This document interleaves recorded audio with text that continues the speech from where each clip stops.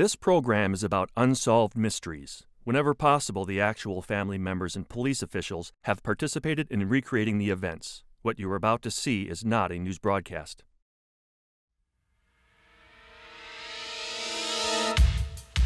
In Illinois, a lonely widow met a fortune teller who seemed to create money out of thin air. Joan was amazed, and within the next 2 years gave the fortune teller $80,000, most of her jewelry, and a brand new Cadillac. Then the fortune teller disappeared. On a lonely country road in North Carolina, a teenage girl was murdered by a single bullet fired through the trunk of her car. An eyewitness has now come forward and under hypnosis may have described Rhonda's unknown killer. 77-year-old Howard Drummond was an eccentric who died as he lived, alone. Howard Drummond left behind 50 empty coffee jars, 80 pairs of white socks, and an unclaimed fortune of over $250,000. Someone watching may be his heir. Also tonight, a different kind of mystery in the world of medicine and science. Doctors have given up nearly all hope for young Don Hammond, who accidentally shot himself while hunting. Don lost more than half of his blood, had no blood pressure and virtually no brain activity. Yet Don's family never lost faith and never left his bedside. Incredibly, Don recovered. Modern medicine has no explanation, but perhaps there is one. A miracle.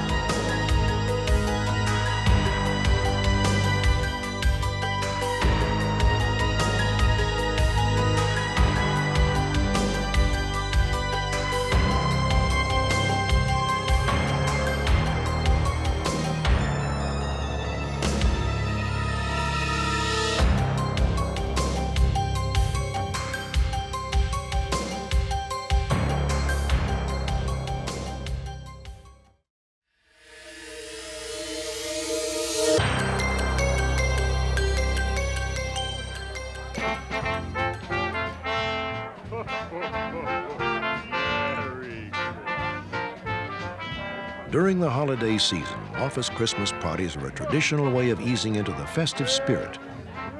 The night of December 22nd, 1981 marked the first company Christmas party for a 19-year-old girl named Rhonda Hinson. Rhonda had recently graduated from high school in Valdez, North Carolina, and was celebrating her first job as a clerical worker for a local steel company.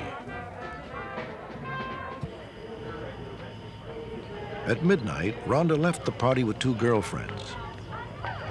At approximately 12:30, after dropping off her companions, Rhonda would begin the 10-mile drive to her home, where she still lived with her parents.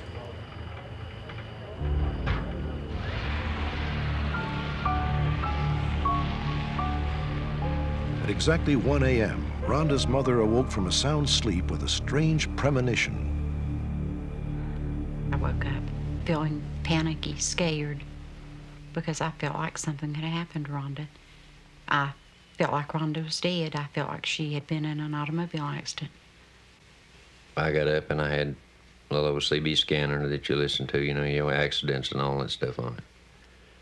And for some odd reason, I just turned it on, thought maybe, if it'd been an accident, I'd hear on the scanner. And the minute I turned it on, it came over, it had been a homicide. 120, go ahead, Burke. 120, check a vehicle in the ditch, foot of Mineral Springs Mountain at I-40. Complainant reports blood in the front seat of same. Rhonda's car was discovered on Mineral Springs Mountain Road, just a half a mile from her home. The driver's door was open, and just a few feet away, Rhonda was found, dead. She was lying on her back, and her arms appeared to have been deliberately placed at her side. Tests showed that Rhonda Hinson had been killed by a single bullet fired by a high-powered rifle. This bullet had passed through the trunk of her car, through her seat, and penetrated her heart. The hardest thing is living every day wondering who did this. Rhonda was the most loving, caring person that you've ever known. Rhonda was the type daughter that everybody would like to have. The murder of Rhonda Hinson at first appeared to be a random act of violence. But as the investigation proceeded, disturbing clues began to surface, suggesting that Rhonda may have been murdered by someone who knew her closely. 8 years have passed since Rhonda's death, and police are still at a loss for an explanation or a suspect. In high school, Rhonda was a popular girl, an expert tennis player who had many close friends. But several weeks after her graduation, she began to behave strangely. Though normally happy to drive alone, Rhonda began to ask her father to accompany her on trips into town. And on one of these trips, she made a disturbing statement. Dad, I've got something to tell you, but I'm afraid to. I said, what is it, Rhonda? I said, no matter whether it's good or bad, tell me. Now, what do you have to say? And she said, I'll think about it. And she never did explain, never did tell me why, what it was, you know, she's afraid to tell me. Well, you keep your mind on your job, okay? Her mother also recalled an uncharacteristic conversation shortly before Rhonda's death. Mom, I was wondering if it's ever okay to go with a married man. I said, Rhonda, there's never a time that it's all right to go with a married man. The only thing that comes from that is people getting hurt. I didn't ask her if she was asking for herself, if she's asking for somebody else. I don't know what she... Rhonda wanted to do the things that pleased us.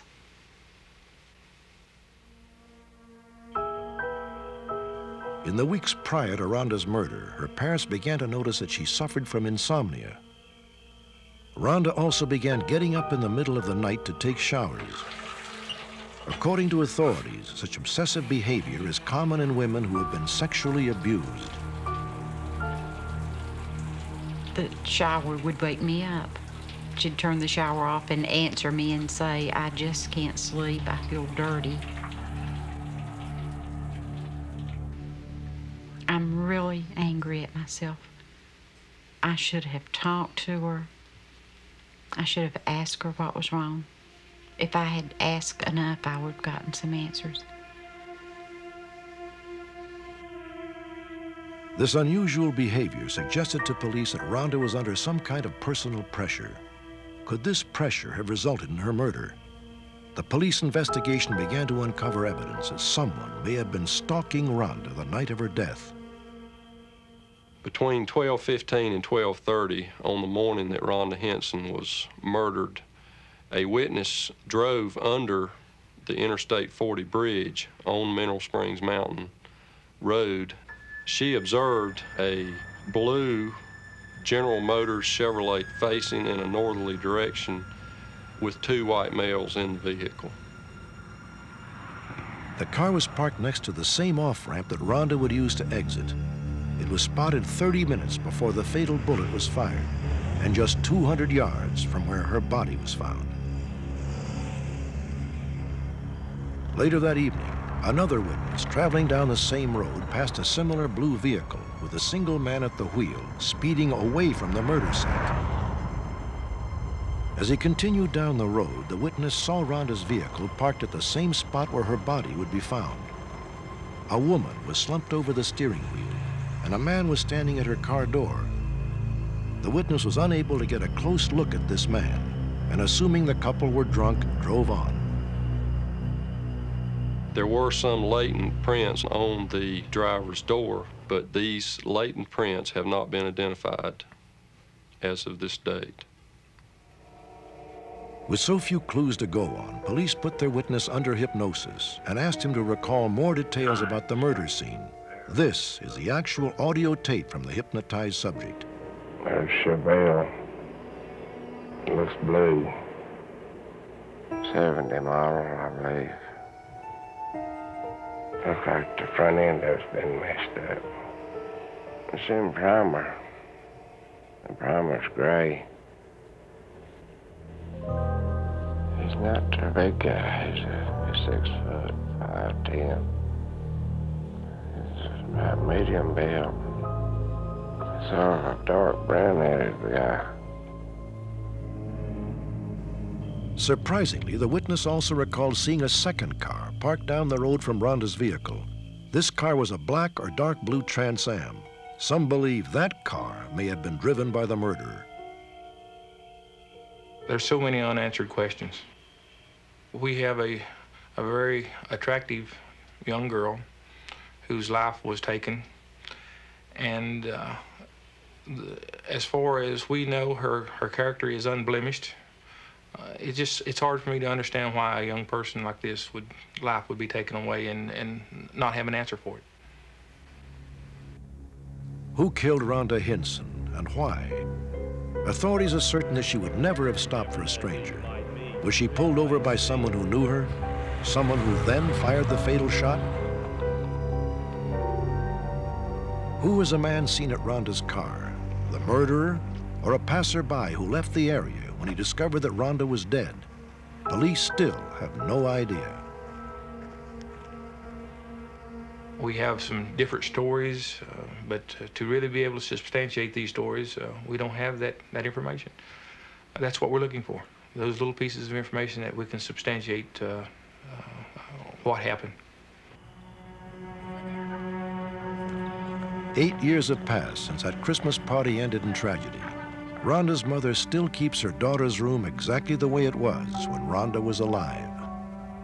I can almost imagine Rhonda still in there. We have a baby doll that she had years and years ago. We've kept that out. We've kept some of her trophies out. The grave marker, I think, says it all. On the grave marker, there are the words, "Always a ray of sunshine." That's the best description that we have of Rhonda. It's a perfect description.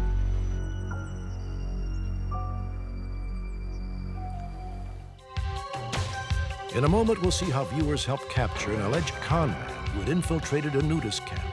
And we'll also tell you how you may be able to help authorities track down 2 con women posing as fortune tellers.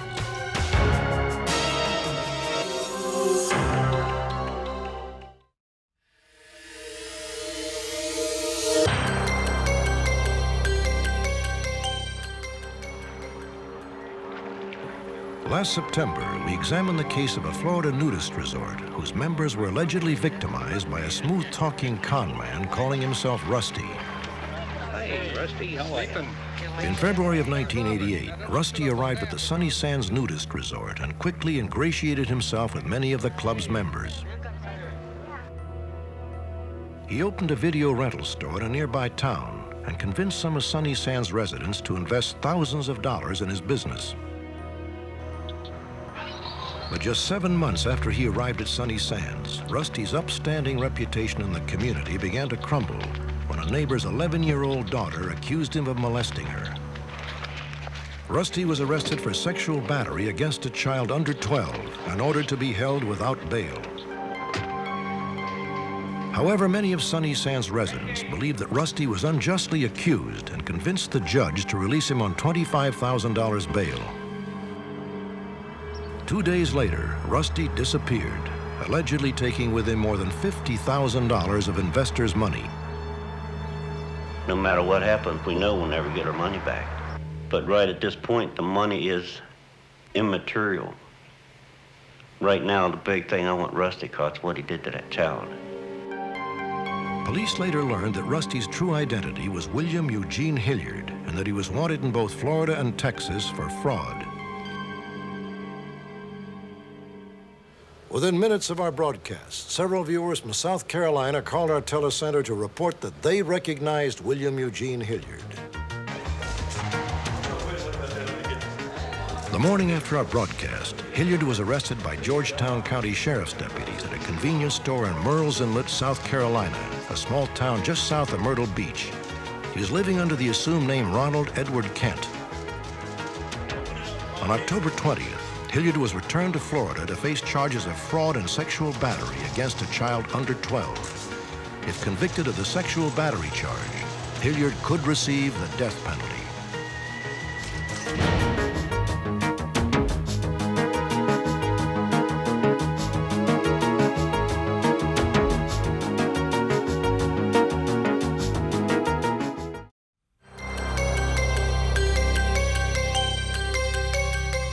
Fortunes told, tarot cards, and tea leaves. Sounds intriguing. And many of us have wondered what goes on inside a fortune teller's parlor after the door is closed. But But let the buyer beware. The sad fact is that some of them are more interested in fortune-taking than fortune-telling. Across the United States each year, tens of thousands of victims are bilked out of millions of dollars by fraudulent fortune-tellers. Tonight we present the story of two of these victims who, embarrassed by their own naivete, have requested anonymity.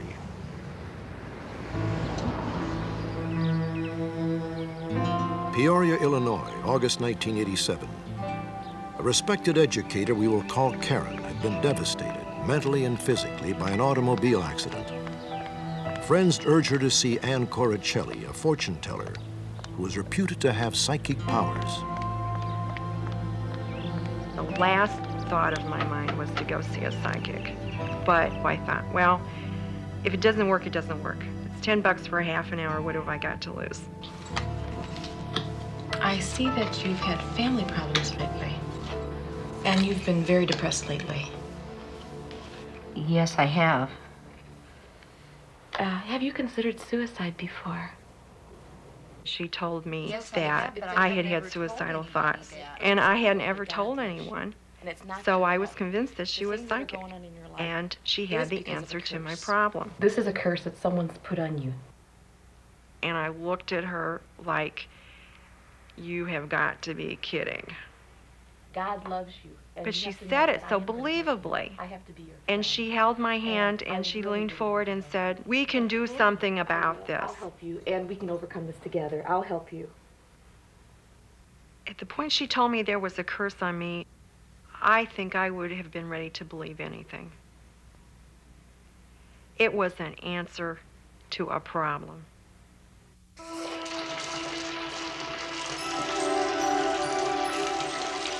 Ann told Karen that she must follow a strict regimen in order to lift the curse.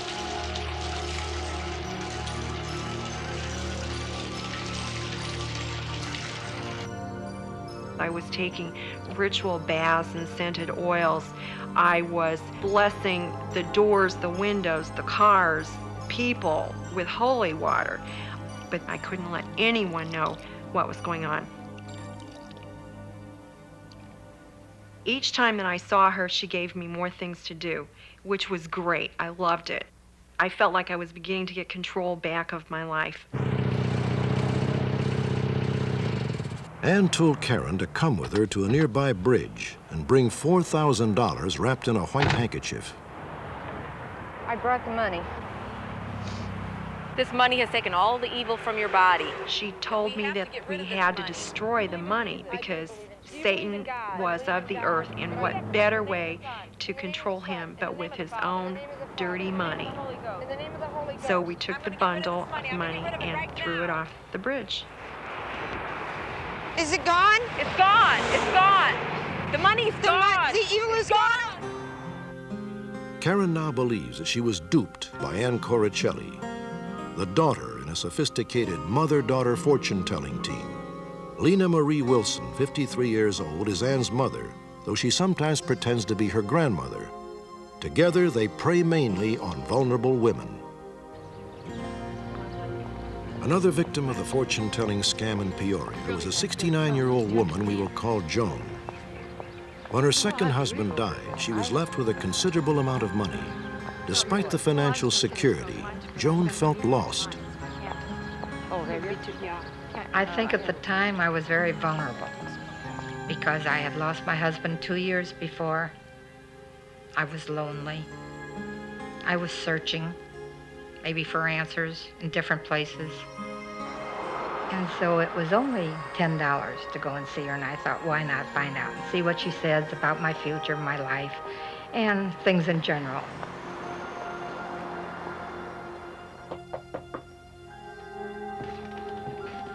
When Joan visited the fortune tellers, they were operating under the name of Calvin. The first person she met was Ann Coricelli. Thank you. It was a regular house. There was a small room off the living room, and there was an altar and many holy pictures all over the wall, many, many candles, and many pictures of Jesus.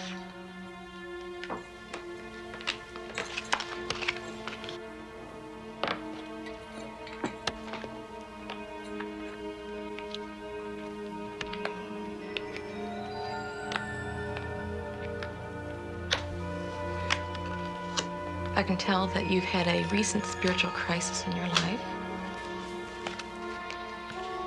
I can also tell that you have a recent death in the family. Well, yes, my husband 2 years ago. Okay. I can also see that there's something evil in your charts. Something that I am going to have to ask my grandmother to help us with. And I'm going to go ahead and get her now. Is it all right? That's fine. Okay.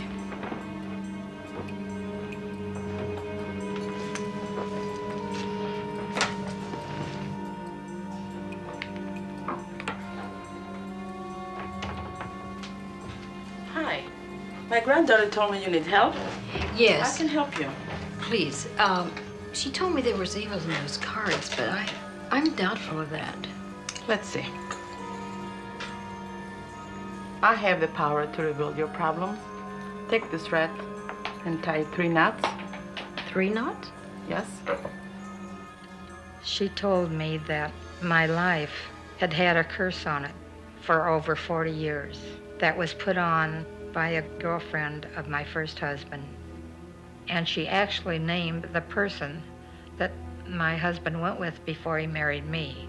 She said, will you come back and bring with you a $1, $5, $10, and a $20 bill? Did you bring the money with you? Yes, just as you asked me. Lena Marie had also instructed Joan to bring a sheet, which she had tied around both of their necks. To multiply and restore this money. Rip this money and I will prove that I do have the power. She told me to tear these bills in half. And she said, if this money will go back together and become whole, then I can help you. Otherwise, I can't. And then she wrapped them up in the white handkerchief and tied it all together. Our Father, who art in heaven, hallowed be. Lena Marie held the torn money under the sheet and rubbed it over Joan's arms and legs. You have the power to restore the money. Yes, I believe you have the power. Do you believe in Jesus? Yes, I believe in Jesus.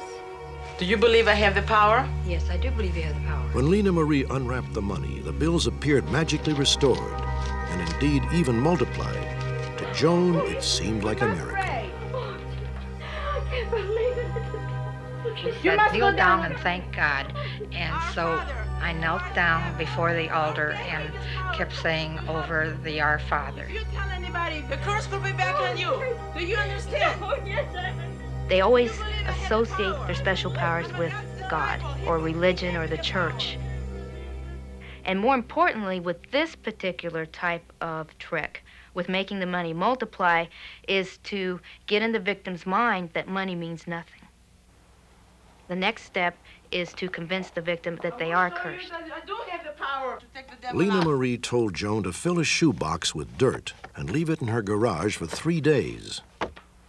Now look at this, what I'm going to do. She had a pitcher of water, and she said, now, we will pour this over the box and see whether or not the devil is in there. She took a stick and moved the dirt around, and then I saw this water turn to blood. Oh, you see this blood? The devil. She had put this fear into me that all this would happen if we didn't get rid of the devil in my life, and here it was in front of me in this box. She said, we've got to get rid of this devil. It is in your life, and it is all around you. And she said she had to have money because this would give her more power, and the more money I could give her, the more power she would have to help me. Over the next year and a half, Joan gave Lena Marie more than $81,000 in cash. She also gave Lena Marie most of her jewelry and bought her a brand new Cadillac. Well, this money will help to take the evil out of your body. Money is evil. Marie had the type of personality that made you feel that she was helping you. Do you understand? And I believed in her. She had me so convinced. I believed everything. She had me so controlled that anything she would ask me to do, I would do. Sister, I'm so glad to see you. Are you today. feeling fine today? I'm just feeling cool. Finally, Lena Marie had Joan hand over the last of her life savings, No, let's pray. $40,000. She said, now we have to burn this money because money is evil. She put it in a garbage can and then put lighter fluid on it and burned it. She had me so convinced that all material things, all possessions, all money was evil because the curse had been on me and everything that I owned and possessed. She had actually brainwashed me. The money that the individual thinks is going into the fire does not actually go into the fire. Kneel down and pray. Mine is evil, and in order to purify There you, might be a $1 bill or a $100 bill wrapped around play money. And this is what actually goes into the fire and is actually burnt. Real money never goes into the fire. Did you see this? The crime that they're committing is they're taking valuables from people by the means of deception. But the majority of the people would just as soon cut their losses and not come forward. They do not want to suffer the embarrassment of the community, of their peers, of their family. The embarrassment is a very hard thing to overcome. I gave her close to $150,000 in money, possessions, and jewelry. I look at myself and I say, how could I be so stupid? I'm a college-educated person. I'm a professional. I've seen enough news reports. I've lived in the world long enough to know what real crime is and that people at any opportunity are very willing to steal your money. And I cannot believe that I was a victim of this crime. I feel like the stupidest person on the face of the earth. The evil from your body has gone into this money. The money that was in the bundle had been wrapped in a handkerchief, and she had refolded it several times before it was ever thrown into the river. I never saw the actual $4,000. I had my eyes closed in prayer. Is it gone? It's gone. It's gone. Do you believe in the power? I do believe in the power. Every time she handled the money, she could have switched it. What confirmed that a switch probably happened was that she took off. Yes, I did. Praise the Lord. Based on the testimony of Karen, Joan, and 16 other victims, warrants were issued in Illinois for the arrest of Ann Coricelli and Lena Marie Wilson. The two women were nowhere to be found. 4 days later, police in North Kansas City, Missouri, noticed some suspicious-looking people in a motel parking lot. Boy, did you see him looking at us, Cal? I want to check those plates. They ran a license plate check and found that the car belonged to Lena Marie Wilson's daughter. Ann Coricelli was not in the car, but Lena Marie was. Are you Lena Wilson? Yes, mine. You're under arrest. Step out of the car, please. What's in the bag? Nothing. You have no right to do this to me. When police searched the car, they found over $250,000 worth of stolen jewelry. It's like a jewelry store in here. You guys are wrong for doing this. The police never found Ann Coricelli. Lena Marie Wilson jumped bail 6 days after she was apprehended. Lena Marie Wilson is 4 feet 10 inches tall and weighs 130 pounds. She's 53 years old and has a dark complexion, brown hair, and brown eyes. She uses the aliases of Lena Calvin, Marie Marks, and Lena Marks. Ann Coricelli is 5 feet tall and weighs between 140 and 170 pounds. She's 26 years old, has a medium complexion, brown hair, and brown eyes. She uses the aliases Lori Wilson, Lori Calvin, and Ann Marks. The police are also searching for Joe Marks, a convicted male accomplice. He is 5 feet 7 inches tall and weighs 120 pounds. He's 39 years old, has a dark complexion, brown hair, and brown eyes. Update: Joe Marks has been captured. Within minutes of our broadcast, the Springfield, Missouri Police Department received a call from a viewer who recognized Joe Marks. On November 20th, Greene County, Missouri Sheriff's deputies arrested Marks at his parents' home, where his mother was operating a palm reading business. 4 days later, Marks was extradited back to Illinois, where he is currently serving a 6-year prison term for theft and conspiracy.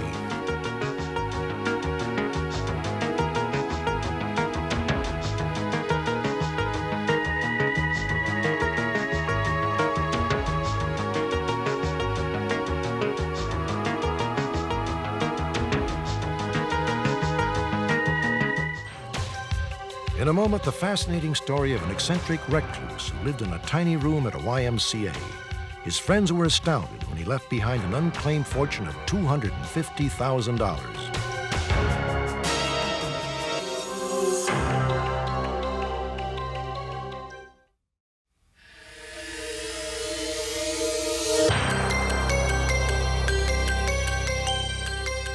Our next story is about one of the most frugal and unusual people we have ever encountered. He was reclusive, eccentric, a man who spent his time dreaming up the most peculiar ways to conserve money. When he died, he left a fortune valued at more than $250,000. This mysterious man devoted all his time and energy to saving money. Yet ironically, the fortune he amassed now sits unclaimed. Perhaps someone in our audience tonight is his heir. Howard Drummond moved to the Lansing, Michigan YMCA in 1985 when he was 74 years old. He rented a room for just $49 a week, but chose not to pay an extra $5 a day for his own private bathroom. He always ordered the same breakfast, fried eggs, bacon, and rye toast for only $1.99. He also bought 2 extra breakfasts, packed them in his ever-present gym bag, and took them back to his room at the YMCA for lunch and dinner. Howard's daily expenditure on food was only $6. Howard was a pack rat. He saved money and everything else. In his room at the Y, he kept 50 coffee jars, all empty. He collected hundreds of magazines and countless rubber bands. Howard owned 80 pairs of white socks and 8 identical suits and hats so he could wear the exact same outfit every day. Howard lived his life according to a rigid set of rules that only he fully understood.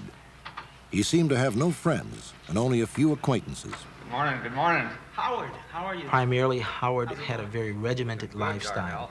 He would pay his rent at a certain time every month, the same amount every month.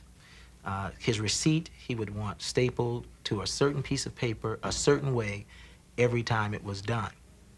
However, there was another side to Howard that I found that people rarely saw. He was a very gentle person. He was very appreciative of all the small things that you did for him, and he was very willing to say thank you for everything that you did. Every day, Howard went to the downtown Lansing post office. He subscribed to the Wall Street Journal, Forbes magazine, Psychology Today, Foreign Affairs, and Soviet Life. He regularly received envelopes from banks and sent out registered letters to banks.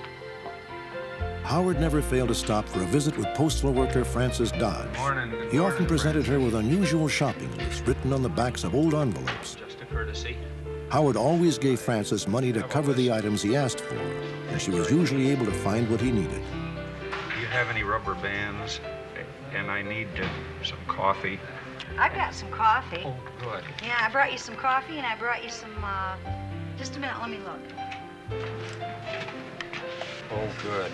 And I also brought you some washcloths. Oh, I can use those. How are you today? Oh, I'm feeling fine. Good. I'll see you tomorrow. Okay. I thought he didn't have anything. Why would anyone go around in the same clothes all the time? He just looked really poor to me. I always asked him why he wore that same hat all the time. And he said, well, it's not worn out yet. After completing his daily routine in Lansing, Howard returned to his room at the YMCA. He never allowed anyone inside. He died on January 28, 1989.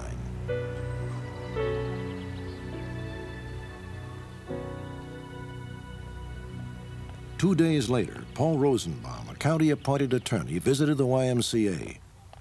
Since Howard had left no will, it was Rosenbaum's job to settle the estate and find Howard's heirs. Looking for clues, Rosenbaum spread the contents of Howard's room at the Y over the conference table at his law office. It took probably 2.5 weeks to sort out everything. He had every single piece of paper from probably 25 years. He had a diary that was one of the most unbelievable things I have ever witnessed in my life, in which he kept an hour-by-hour account of the headlines in news stations across the whole United States. He had 3 watches that wouldn't work. There was thousands of used shoelaces, unlimited amount of newspaper clippings, with a lot of it had to do with the royal family and Princess Di. He was infatuated with her. It was unique, to say the least. To the best of my knowledge, he had 11 separate bank accounts from coast to coast with $250,000 in cash in the bank accounts. And that $250,000 is not even the tip of the iceberg. He has a whole lot more money out there. Strangely, the gym bag Howard always carried with him was not found in his room. Some say Howard kept his most important papers in that bag. Among Howard's possessions, Rosenbaum did find a key marked number 29. The key seems to open a standard locker, the type you might find in a bus station. Could Howard's missing gym bag be in the unknown locker? Could the papers inside lead the way to even more money? Authorities in Michigan are still searching for Howard's missing heirs. We have very little information about Howard Thomas Drummond. He was born in Houston, Texas in 1911, the only child of impoverished parents. He served in the Army from 1942 to 1945. He was fired from a job at a California bank for stealing Scotch tape, then became a postal employee in Pasadena. He lived at YMCAs in Pasadena, Denver, and Dayton before moving to Lansing, Michigan. He died at the age of 77 and went to his grave holding the secret of his $250,000 fortune.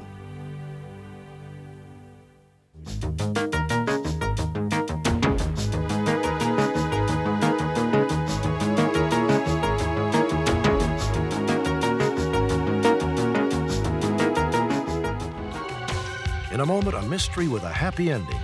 A mystery of a life saved when all hope was gone.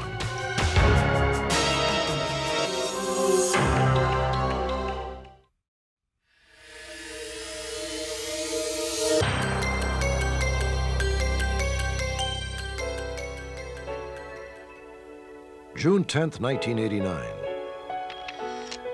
Don Hamilton and Donna Johnson are married in Maple Plain, Minnesota. This happy day is, in a way, a miracle. Sponge, pull back, let's isolate that vein and artery. Retraction. Just 20 months earlier, teams of specialists had been working around the clock to save Don's life. He was in a deep coma. Some of the doctors thought Don was already dead. Cut these holes. Don was not breathing, did not have an effective heartbeat. He had serious damage to body organs when he arrived. Statistically, Don's likelihood of surviving was very, very low, maybe 0. And that night I stood by his bedside most of the night and just wiped the blood because they said this probably would be his last night, and he was bleeding from his eyes, nose, and mouth again. And it was just like it was the last thing I could do for my son. Don Hamilton's recovery is a shining example that happy endings do occur. His story is one of those unexplained events in the field of science and medicine, which proves that medical science and simple faith can turn out to be wondrous and mysterious partners.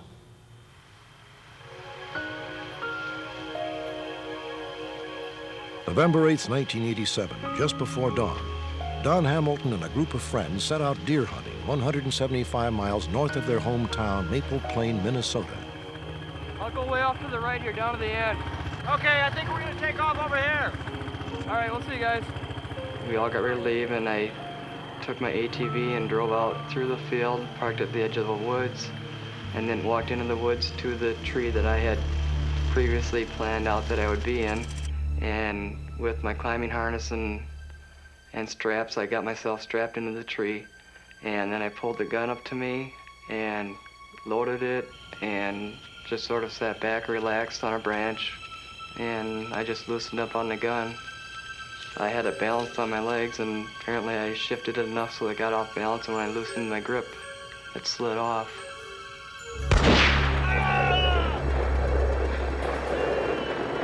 Glenn! Steve!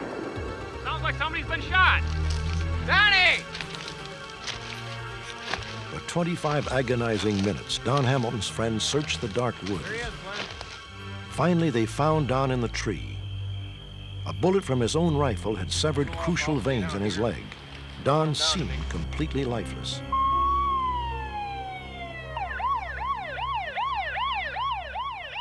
"20 minutes later, an ambulance rushed Don to the nearest hospital. Okay, is he breathing? No. Technically, he was alive, but he had no blood pressure at all. Bag him deep. You got him oxygenated, Bill? Yeah. Get those blood pumps on. This guy has nothing circulating. Okay. Let's get another unit. When we started work on Don, he was not breathing, he was not moving, he was comatose, and his heart was not pumping blood. There was no blood to pump. Okay, check that pulse. No carotid pulse. Okay, he's in electromechanical dissociation. Let's go. Continue CPR. He lost more than half of his total blood volume, and maybe close to 2/3 or more. I was afraid through the whole process of working on Don. I was afraid simply because I knew it would take everything our team could do to pull him through. The farther along we went, the more afraid I became in a different way. I was afraid that we as a team, doctors, nurses, anesthetists, respiratory therapists, lab personnel, would have saved a body, but not a brain. One more, that's it. One more, Kelly, please. Hold these, Jan. We ran out of options for Don in our hospital very quickly. We resuscitated him. Our surgeon operated to repair massive damage to the veins in his left leg. We gave Don all the blood and blood products we had, and he needed more. Hold, and I'll cauterize, and we'll come off with them. Off. The only thing we could do was transfer Don. Don was helicoptered to the North Memorial Medical Center in Minneapolis, 200 miles away. There, a team of specialists waited for him. They stabilized Don's physical condition, but his brain showed no sign of life. First thing I'm going to do is open your eye and shine a light in. When I did the initial evaluation on Don, he failed all the tests. In essence, he basically did not have any breathing, any response to pain, any basic deep-seated reflexes that are very well protected in the brain. I'm sorry to tell you this, but your son is brain dead. I can't accept that. Dr. Norbach said that it's the same as if someone has been underwater for an hour. He said, have you ever heard anybody underwater for an hour and has lived and had a brain? And I still told him that I couldn't believe it. I just couldn't accept that yet. She had that feeling in her eye that said, okay, I've heard your side of the story. Well, let's just see. I have my own side of the story. Oh God, our Heavenly Father, we earnestly pray for Don's recovery. We knew that our church was praying for him, and they were a support the whole time. Beyond their help, we pray that you will be the great physician. From 7 o'clock in the morning to 11 o'clock at night, we were never alone. There was someone with us, and they even had a schedule made up so that we wouldn't be alone when he died. Tragically, Don's body began to fail him. First his kidneys stopped functioning, then his lungs. Once he even suffered a cardiac arrest. Donnie, it's really going to be nice to get you out there again. Nevertheless, Don's family talked to him as if he could hear every word they said. They prayed and searched in vain for a glimmer of response. We'd like to get near a snowmobile out now. Doctors offered them the option of turning off Don's life support systems. They refused, and despite the overwhelming odds, never gave up.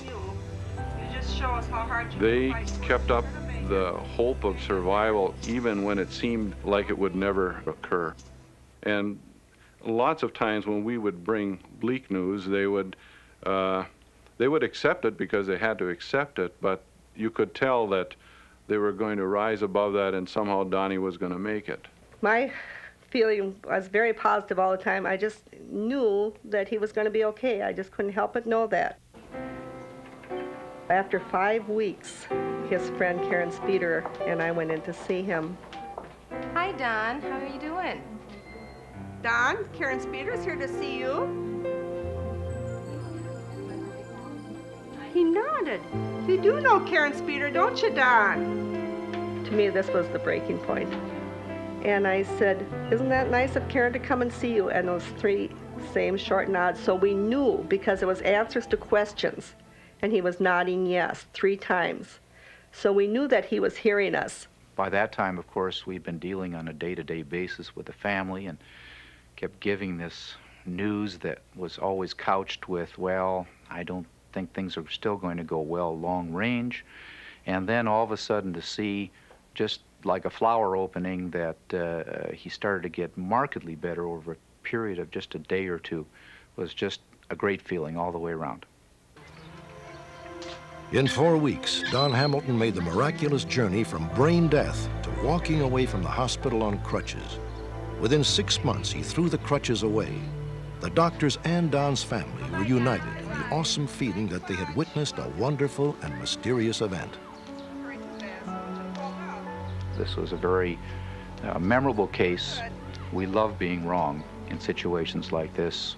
It sort of balances the ledger, shall we say, a little bit for all those other ones where things don't quite go as well. If you believe in God, you'll call Don Hamilton's survival a miracle. I happen to believe in God. The doctors don't know why I lived, and I think God had a reason why I'm supposed to be here, and he pulled me through. 20 months after his accident, Don married Donna Johnson. Every day, Don Hamilton feels awe. He no longer takes life's joys or life itself for granted.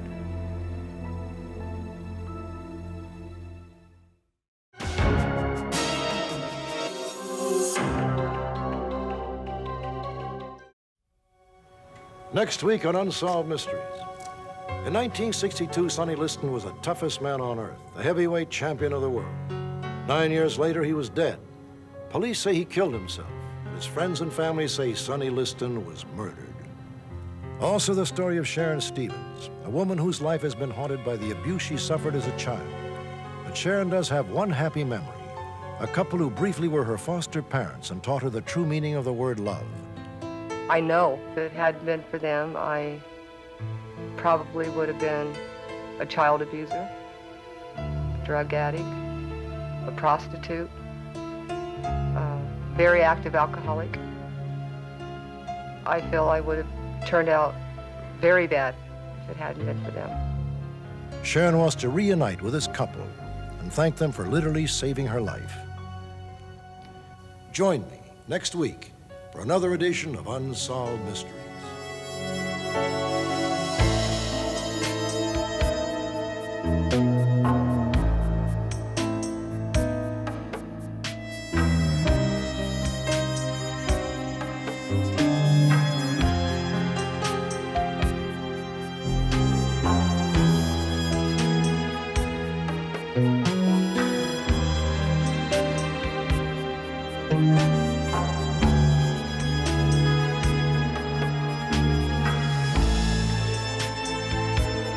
Thank you.